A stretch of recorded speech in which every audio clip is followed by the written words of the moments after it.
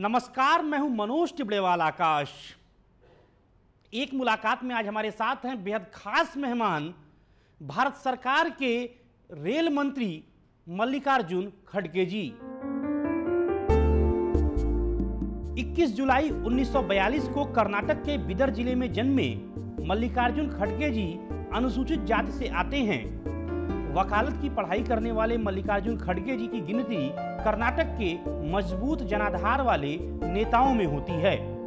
मल्लिकार्जुन खड़गे जी इस समय कर्नाटक के गुलबर्ग संसदीय सीट से कांग्रेस के लोकसभा के सदस्य हैं। मल्लिकार्जुन खड़गे जी को 1972 से 2009 तक लगातार 37 साल 9 बार कर्नाटक विधानसभा का सदस्य रहने का सौभाग्य जनता ने दिया है। इस दौरान ये कई बार कर्नाटक सरकार में विभिन्न महत्वपूर्ण मंत्रालयों के मंत्री भी रहे हैं। मल्लिकार्जुन खड़गे जी कर्नाटक में कांग्रेस के प्रदेश अध्यक्ष भी रह चुके हैं। आज हम मल्लिकार्जुन खड़गे जी से तमाम सवालों पर विस्तार से बातचीत करेंगे।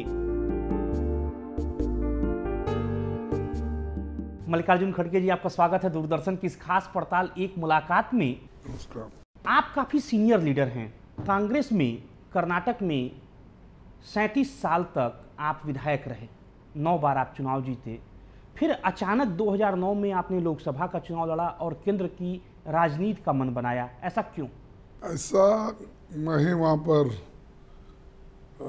9 बार जीतने के बाद फिर वहाँ पर सीएलपी लीडर था, तो हाईकमांड ने आदेश दिया, श्रीमती सोनिया गांधी जी और श्री राहुल गांधी जी ने, कि आपको पार्लियामेंट के लिए लड़ना होगा, क्योंकि आप बहुत दिन यहाँ पर स्टेट में लेजिस्लेटर्स बन के, अपोजिशन लीडर बन के और केपीसीसी के अध्यक्ष रहकर काम किए हैं, लेकिन इस बार आपको पार्लियामेंट में गुलबर्ग से लड़ना होगा।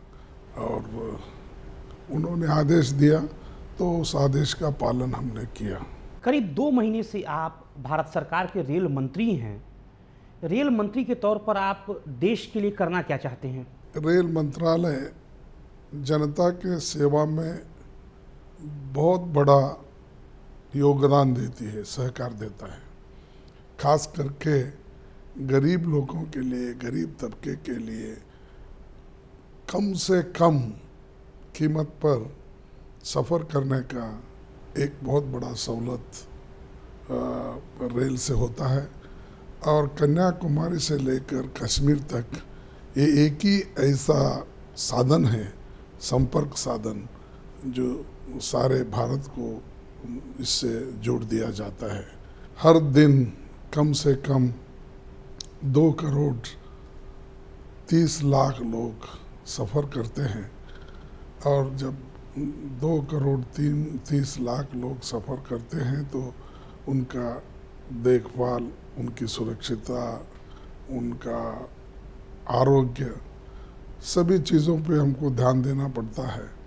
तो इस सेवा में हमको अच्छा लगता है कि जो कुछ भी हम करें, कि जो जनता की सेवा हम करना चाहते थे, हमको एक समय मिला है, एक अपॉर्चुनिटी मिली है। इस अपॉर्चुनिटी को हम ठीक ढंग से इस्तेमाल करके एक डेवलपमेंट भी करें, दूसरा लोगों के सहूलत भी ठीक ढंग से बढ़ाए, और तीसरी चीज़ उनकी सुरक्षितता पे भी ज़्यादा ध्यान रखें। आजकल जो पीपीपी मोड पे योजनाएं आ रहे हैं, उसमें भी अगर योगदान लोग अगर अपना दिए रेलवे में, तो और भी बेहतरीन सेवा हम जनता की कर सकते हैं। लेकिन एक बड़ा सवाल यह है कि आज़ादी के पहले 1924 में देश के कुल बजट का 70% हिस्सा जो है अकेले रेल बजट पर खर्च होता था, और आज देश के कुल बजट का महज 15% हिस्सा जो है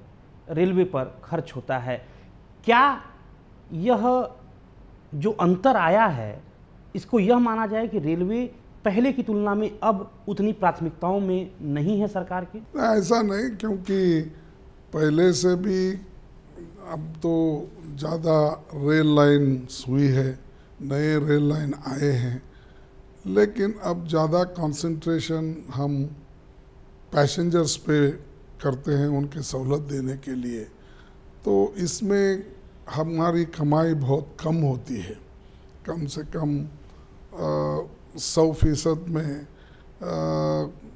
27% तक हम 23 से 27 तक हम पैसेंजर्स के से अर्न करते हैं, और 67% मोर और लेस हम जो गुड्स ट्रेन्स हैं उनके किराए से, भाड़े से जनरेट करते हैं। तो ये एक तरीके से हम गरीब तबके को, पैसेंजर्स को मदद करना एक काम है। दूसरी तरफ जहाँ पर हम रेवेन्यू बढ़ा सकते हैं या जनरेट कर सकते हैं, उनसे भी लेने की हम कोशिश करते हैं।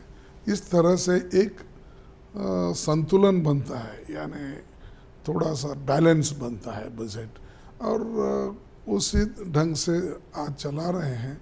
तो इसलिए नए नए प्रोजेक्ट के लिए गवर्नमेंट ऑफ इंडिया भी मदद करती है। खासकर हमारे प्रधानमंत्री जी जो नेशनल इम्पोर्टेंस प्रोजेक्ट है उसके लिए ग्रॉस बजटरी सपोर्ट का वो देते हैं जम्मू कश्मीर जैसे स्टेट को, और आसाम जैसे जो पिछड़े हुए स्टेट है और स्ट्रेटेजिक पॉइंट से बहुत बड़े इम्पोर्टेंट है, ऐसे जगह के लिए वो देते हैं। और दूसरे जगह जहाँ भी ज़रूरत होती है उसके लिए गवर्नमेंट ऑफ इंडिया भी ये पूरी कोशिश करती है कि रेल को सपोर्ट करके, इस एक बहुत बड़ा पब्लिक सेक्टर है, इसको अस्तित्व में रखने के लिए और इसका उपयोग जनता को देने के लिए वो करते हैं। तो इसीलिए अब हम ज़्यादा डिपेंडेंसी बजट से, सरकारी बजट से ज़्यादा अपने आप में जनरेट करके चलाते हैं। और जब नए रेल, नए लाइन, डबलिंग, इलेक्ट्रिफिकेशन, मॉडर्नाइजेशन, इसके लिए हम सेंट्रल गवर्नमेंट फाइनेंस डिपार्टमेंट के तरफ देखते हैं। तो जब कभी भी मौका मिलता है हम कोशिश करते हैं, और फाइनेंस डिपार्टमेंट भी जब कभी उनके पास पैसा आता है तो डेवलपमेंट के लिए वो भी लगाते हैं और पूरी कोशिश करते हैं। काफ़ी चुनौतीपूर्ण समय में आपने रेल मंत्री की कुर्सी संभाली है। जिस तरह से पोस्टिंग को लेकर के रिश्वत कांड का खुलासा हुआ रेलवे में, उससे सभी लोग सकते में आ गए। बतौर रेल मंत्री आप क्या कोशिश करेंगे कि रेलवे से भ्रष्टाचार समाप्त हो? देखिए, इसमें तो ट्रांसपेरेंसी है और बहुत से चीज़ों में रूल्स के मुताबिक और हमारे स्टैंडिंग ऑर्डर्स के मुताबिक ही काम चलते हैं। अगर कहीं कोई गलती हुई है या किसी जगह रूल्स का वायलेशन हुआ है तो उसके लिए कानून के तहत एक्शन लिया जाता है। तो बहुत से एजेंसीज भी है, सेंट्रल विजिलेंस कमीशन है, और आज जो इंक्वायरी चल रही है, वो सीबीआई इंक्वायरी चल रही है, वो उनके सामने है। तो बहुत से एजेंसीज भी इसको देखते हैं। रेलवे का इतिहास बहुत बड़ा है, 160 साल से रेल चल रही है, और इसके वर्कर्स जो है, ऑफिसर्स जो है, वो बहुत मेहनती है, काम करते हैं। हो सकता है एक आधी गलती यहाँ पर वहाँ पर, लेकिन उसके लिए दुरुस्त करने के लिए हम सभी लोग कोशिश करना चाहिए। क्योंकि जब कोई हमको बुखार आता है या कोई हमारे आरोग्य जब स्वास्थ्य नहीं रहता है, उसके लिए तो हम हॉस्पिटल में जाते हैं, औषध लेते हैं, दुरुस्त करते हैं। वैसा ही एक संस्था में अगर कुछ थोड़ी सी खामियां हैं तो उसको सुधारने के लिए हम पूरे लोग कोशिश करेंगे। और मुझे यकीन है कि हमारे जो अधिकारी वर्ग है रेलवे में, वो पूरी ताकत लगाकर वो जो एक केस हुआ करप्शन का, या वहाँ पर जो कुछ भी उंगली उठाए जा रहे हैं, उसका मैं समझूंगा कि मुंह तोड़ जवाब आगे ये लोग देंगे, और ऐसे हरकतों को कोई भी अपना सहकार नहीं देगा, और ज़्यादा से ज़्यादा ऑनेस्टी, सिंसियरिटी से काम करके इस ऑर्गेनाइजेशन को बेहतरीन बनाएंगे। रेलवे बोर्ड के चेयरमैन का पद काफ़ी दिनों से खाली चल रहा है, कब तक नए रेलवे बोर्ड के चेयरमैन की नियुक्ति हो जाएगी? नहीं, रेलवे बोर्ड के चेयरमैन के लिए तो डिसीजन वो DOPT में होता है, प्राइम मिनिस्टर ऑफिस से होता है। नाम तो गए हैं, लेकिन उसमें से जो निर्णय वहाँ से आएगा सीनियरिटी कम मेरिट और उनके जो क्राइटेरियाज हैं, उस क्राइटेरिया के मुताबिक किसे नॉमिनेशन दिया जाएगा। आफ्टर सब रिकॉर्ड्स देखने के बाद उसी को स्वीकार करेंगे, लेकिन हम इंतज़ार कर रहे हैं जल्द से जल्द चेयरमैन का भी पोस्ट का अपॉइंटमेंट आ जाएगा।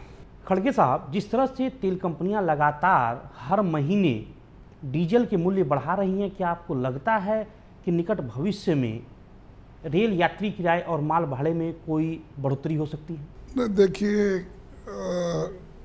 पेट्रोल और डीजल से हम किराया जोड़ना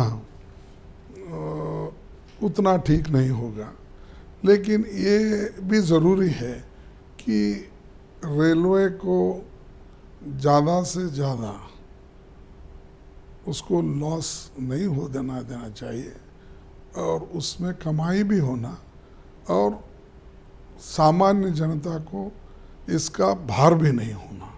इस दृष्टि से हमको काम करना पड़ता है।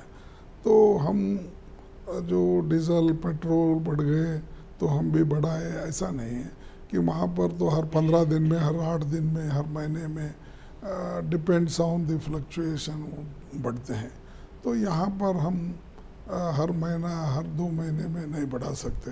यूपीए सरकार ने एक अनोखा रिकॉर्ड बना दिया कि यूपीए 2 में 5 साल में एक प्रधानमंत्री के अधीन 6 रेल मंत्रियों ने काम किया।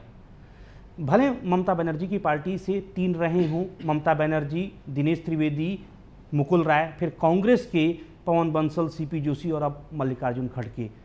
आपको नहीं लगता कि रेलवे की तरक्की पर असर पड़ेगा? कभी ये ऐसा अचानक होता है, तो ये हमेशा तो नहीं है, लेकिन रेलवे का एक सिस्टम ऐसा है कि मंत्री अगर थोड़े समय के लिए रहे तो उसका ज़्यादा फर्क रेलवे पे नहीं होता। एक मेरा 2 महीने के अनुभव में मैं बोल रहा हूँ, क्योंकि यहाँ पर एक ऐसा रेलवे में सिस्टम है, वो सिस्टम वर्क करते रहता है इंस्टीट्यूशन में, और वो सिस्टम के अनुसार रेल चलती है, और उसके वजह से उतनी बड़ी दिक्कत नहीं आती। और मैं आपसे सहमत हूँ कि कोई रेल मंत्री को कम से कम वहाँ काम करने के लिए, डेवलपमेंट के लिए कोशिश करने के लिए, और अर्थ सचिव के साथ संपर्क रख के उसमें थोड़ा कुछ ग्रॉस बजटरी सपोर्ट में ज़्यादा पैसे लाने के लिए, और दूसरे चीज़ों में अपना रेवेन्यू बढ़ाने के लिए, जनरेट करने के लिए कोशिश करना पड़ता है। लेकिन वो उसको कांस्टेंट रहने की आवश्यकता है। आम रेल यात्री की सबसे बड़ी समस्या यह है कि रेल में जब भी वह सफ़र करना चाहे उसे आरक्षण नहीं मिलता। कैसे दूर करेंगे इस बड़ी समस्या को आप? रिजर्वेशन के लिए तो अब नए तरीके हमने शुरू किए हैं। पहले बहुत से लोग इन एडवांस करते थे, 6 महीने पहले रिजर्वेशन करते थे, और उसके बाद चंद जो टाउट्स है, इंटरमीडिएटर्स हैं, वो लोग भी पहले एक रिजर्वेशन किसी के ना किसी के नाम से कर लेके वो ये रखते थे। तो अब उस सारी चीज़ों को हमने एक स्ट्रीमलाइन करने की कोशिश किए हैं, और थ्रू अब जब ईमेल से और ई गवर्नेंस आने के बाद इसमें बहुत बड़ा फर्क गिरा है। अभी भी कहीं शिकायतें आती हैं, लेकिन उसको हम उन शिकायतों को दूर करने के लिए जो कोई हमारा अधिकारी है उसको भी हम इंस्ट्रक्शंस दे चुके हैं कि इसको वेरीफाई करो, और जो लोग ऐसा काम करते हैं तो उसके बारे में भी एक आप एक्शन लेना चाहिए। बड़े पैमाने पर भारतीय रेल वित्तीय कमी से जूझ रहा है। बतौर रेल मंत्री आपकी क्या कोशिश होगी कि रेलवे वित्तीय तौर पर और ज़्यादा मजबूत हो? फाइनेंस का तो यानी डेवलपमेंट के लिए हमारे को फाइनेंस की आवश्यकता है आर्थिक दृष्टि से।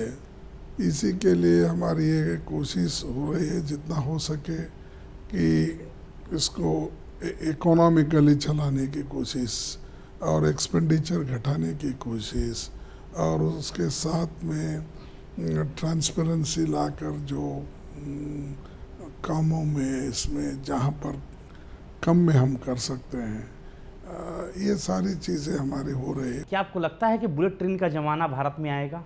अब फिलहाल तो देखिए, पहले जो सिस्टम है उसको हम ठीक ढंग से सुधारना चाहिए।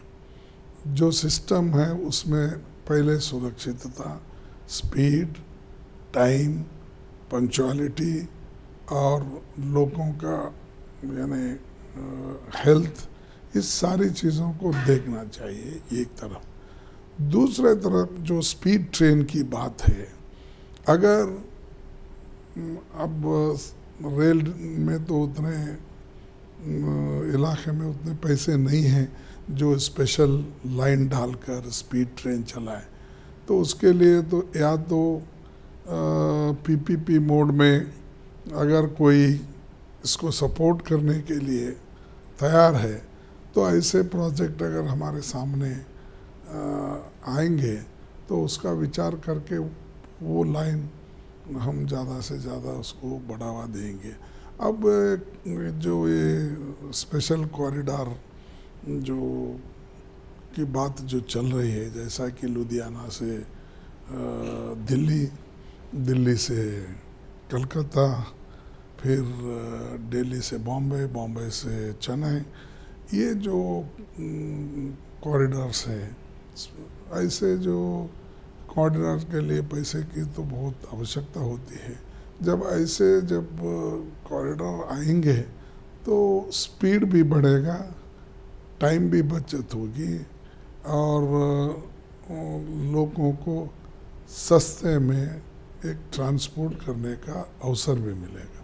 रेल लाइनों को मीटर गेज से ब्रॉड गेज में कन्वर्ट किया जाता है, यह एक अच्छा कदम है, लेकिन अक्सर देखने में आता है खड़गे साहब कि पहले मीटर गेज पर 8 रेलगाड़ियाँ चलती थीं, लेकिन जब ब्रॉड गेज हो जाता है तो सिर्फ 2 से 3 गाड़ियाँ चलती हैं।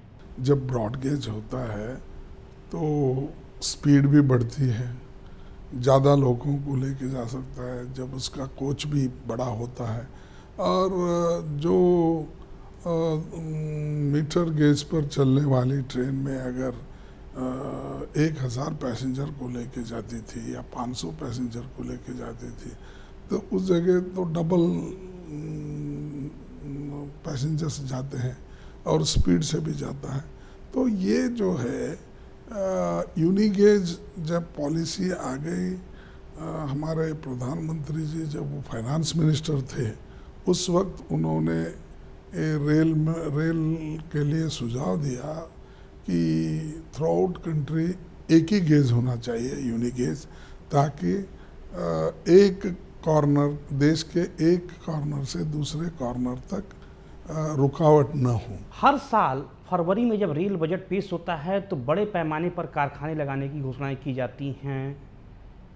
परियोजनाएं रेल की क्यों इतनी धीमी रफ्तार से चल रही हैं? जो भी घोषणाएं होती हैं उसको जब कभी अवेलेबिलिटी ऑफ फंड्स होता है तो एक एक करते जाते हैं, और बहुत से जगह कहीं कोच फैक्ट्री का एक्सपांशन है, किस जगह तो नए फैक्ट्री लगाने का है, किस जगह नए लाइन लेने का है। ये सारी चीज़ें चल रही हैं और ये आपको खुशी होगी ये जानकारी मैं देता हूँ कि बहुत से स्टेट नए प्रोजेक्ट के लिए वो लोग 50% अमाउंट दे रहे हैं और ख़ास करके न्यू लाइन के लिए फ्री ज़मीन दे रहे हैं, 50% कॉस्ट दे रहे हैं और इससे तेज़ी से प्रोजेक्ट यही है कि रेल परियोजनाएं काफ़ी धीमी रफ्तार से चल रही हैं। इसकी वजह क्या है? तो धीमी, देखिए, एक तो अवेलेबिलिटी ऑफ फंड्स, एक दूसरी चीज़ लैंड एक्विजिशन सबसे बड़ा प्रॉब्लम है, तीसरा एनवायरनमेंट एंड फॉरेस्ट, ये सारी चीज़ें उसमें हैं। कहीं अगर ज़मीन देने के लिए तैयार होते हैं तो वहाँ फॉरेस्ट और एनवायरनमेंट का प्रॉब्लम जल्दी सॉल्व नहीं होता, किसी जगह लैंड एक्विजिशन जल्दी नहीं होता, किसी जगह अगर बहुत बड़ा प्रोजेक्ट रहा तो पैसे की कमी होती है। लेकिन जैसा जैसा हमारे पास पैसा आएगा उस दृष्टि से हम डेवलप करते जाएंगे। देश भर में तमाम ऐसे रेलवे क्रॉसिंग्स हैं जहां पर रेलवे के फाटक नहीं हैं। ऐसी जगहों पर बड़े पैमाने पर दुर्घटनाएं होती हैं। इसको लेकर आपकी क्या रणनीति है? नहीं, जितने भी गेट्स मैनेज्ड बाय मैन, उसको निकालने के लिए हम पूरी कोशिश कर रहे हैं 1 by 1। और वहाँ पर या तो ओवर ब्रिज बनाने की कोशिश कर रहे हैं या अंडर ब्रिज बनाने की कोशिश कर रहे हैं, लेकिन उसको पैसा भी बहुत चाहिए, लेकिन हम ये कोशिश हमारी है कि उसको टॉप प्रायोरिटी दें। अब आपके गृह राज्य कर्नाटक की राजनीति के बारे में बात करेंगे खड़गे साहब। 2014 में लोकसभा के आम चुनाव होने हैं, कांग्रेस कितनी सीटें जीतेगी? नहीं, इस बार हम मेजॉरिटी सीट्स तो हमको आएगी, ज़्यादा से ज़्यादा नियरली मुझे विश्वास है कि 2/3 से भी ज़्यादा सीटें हमको मिलेगी। 28 सीटों में से 2/3 से तो हमको मिलेगी, ये मेरा विश्वास है। और इस बार हमारा परफॉर्मेंस भी ठीक रहेगा। उसकी वजह ये है कि पिछली सरकार का परफॉर्मेंस लोग वहाँ पर बीजेपी का देखें, एक। दूसरी चीज़, सेंटर में भी जो बीजेपी का रवैया है या उनका जो एटीट्यूड है, वो हर वक्त सामान्य जनता के जो भी कार्यक्रम हैं उसी के खिलाफ वो स्टैंड लेते हैं। तो इसीलिए लोगों को ये मालूम हुआ है कि कांग्रेस पार्टी एक ऐसी पार्टी है जो हमेशा गरीबों की मदद करती है। अभी कर्नाटक में काफ़ी अच्छी आप लोगों को सफलता मिली। विधानसभा के चुनाव में भाजपा को हटाकर कांग्रेस ने सत्ता में वापसी की। काफ़ी चर्चाएं थी कि आप मुख्यमंत्री बनेंगे, लेकिन आलाकमान ने आपको मौका नहीं दिया। क्या वजह रही? वो वजह मुझे मालूम नहीं होता, वजह सिर्फ हाईकमांड बता सकती। लेकिन जो भी काम हाईकमांड देती है, पार्टी के एक आदेश के अनुसार, और श्रीमती सोनिया गांधी जी और राहुल गांधी जी जो कुछ भी हमको आदेश देंगे पार्टी के हित में और हमारे ऑर्गेनाइजेशन के लिए जो ठीक है समझकर वो जो निर्णय लेते हैं, तो उस निर्णय को हम एक कटिबद्ध है।